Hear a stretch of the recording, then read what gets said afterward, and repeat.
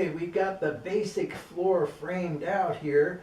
Certainly the heights aren't right yet, but you know, getting everything in place is half of the battle, and finding out that I do have enough wood, in fact, so that's a good thing. I've still got that front section to do. We're going to make a car ramp, and I got to come up with some pretty heavy wood to do that with. But we've got all the wood, and I'll probably be working on that in the morning, and hey, life is good.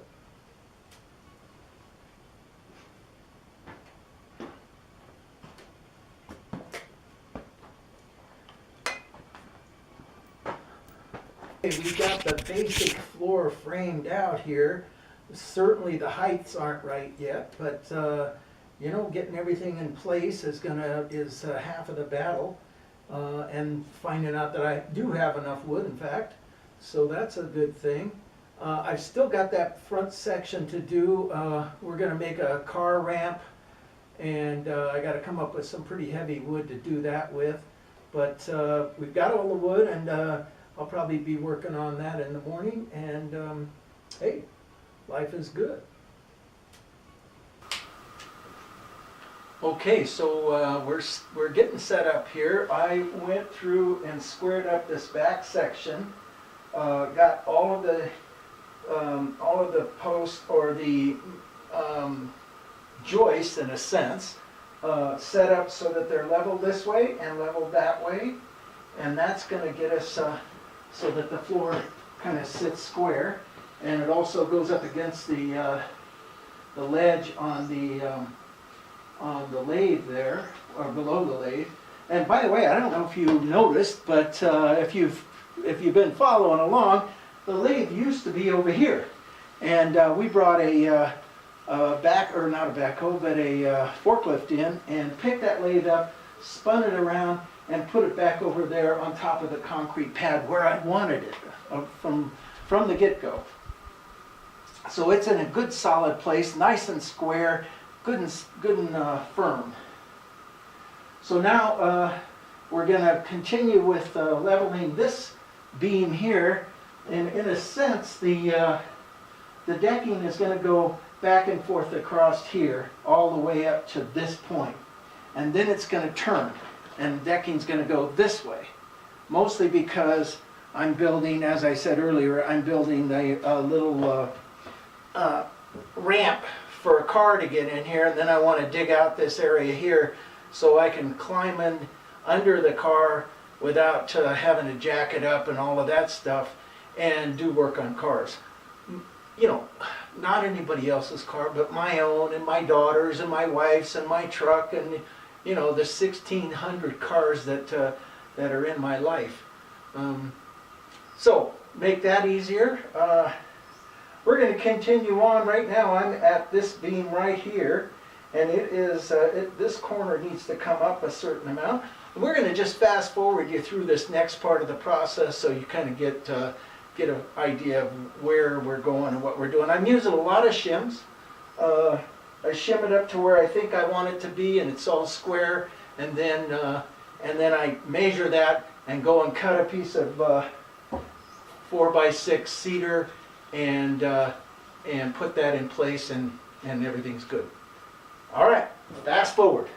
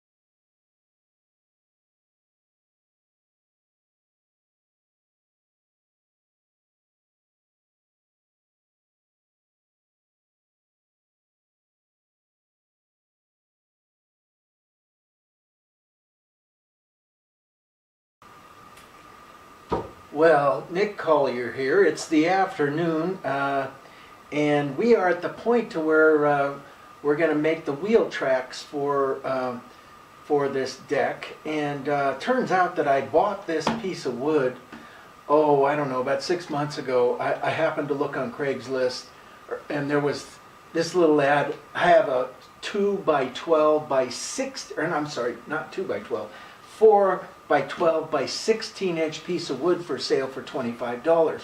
And by the way, it's cedar.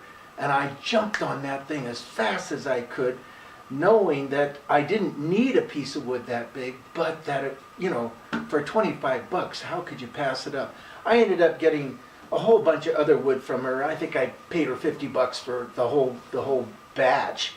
And I got this plank. And you can see it's 16 feet long, and I don't need the 2 by 12. I didn't know what I was going to do with it when I got it, but turns out that if I cut this thing in half, I will end up with 2 tracks for wheels for this deck. So we're going to cut this in half, and probably at this point we'll fast forward and you'll see the cutting of the plank.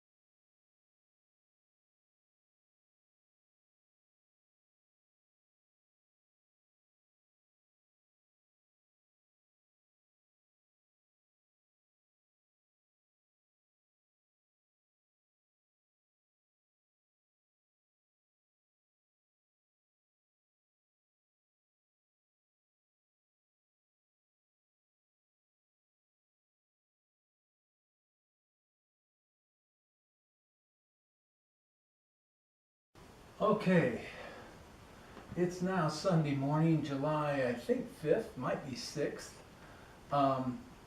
We have got piers and spacers or blocks all the way back from here back.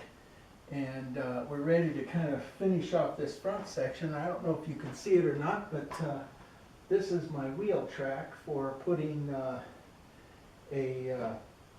a ramp in so I can pull a car in and climb underneath the car without having to jack it up. So that's one of the plans. We've got a little bit of finish work to do here to get it leveled out. And then I probably today, maybe I'll be able to do it today, I'm not sure, but I've got to cut the doors and take out about 6 inches out of the bottom of the doors so that they'll close and open. That's probably the next part of the process. Yeah, I think that's pretty much gonna do it for today. This is Nick Collier, and I'll get back with you when I get to the next step here and the next stage, maybe in a couple of hours, and we'll go from there.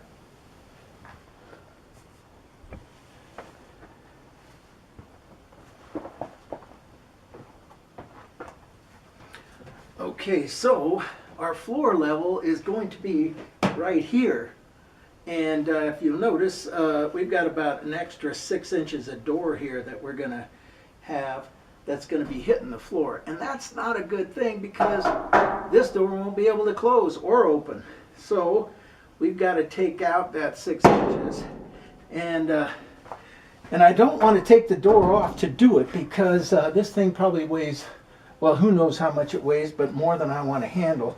So what I've done is I've come in with another piece of this structural stuff, and put a cross piece in there, and I'm going to weld those pieces in place, and then come back and cut the bottom of this off, and then adjust the floor to the top, or to the top of the floor.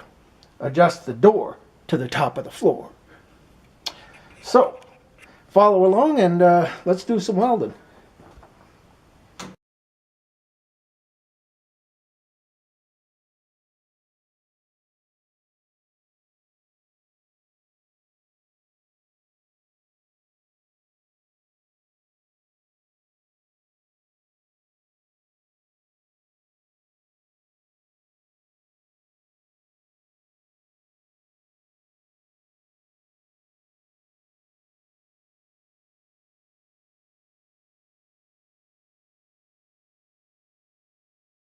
Well, that wasn't the best of welds in the world, but you know, we were dealing with gaps and all kinds of mess ups here. So we got it welded, and it's solid. Now we're going to come in with the cutting torch, cut off this bottom section here, get that to drop away, and then we'll trim the tin as needed once we get figure out where the floor is at.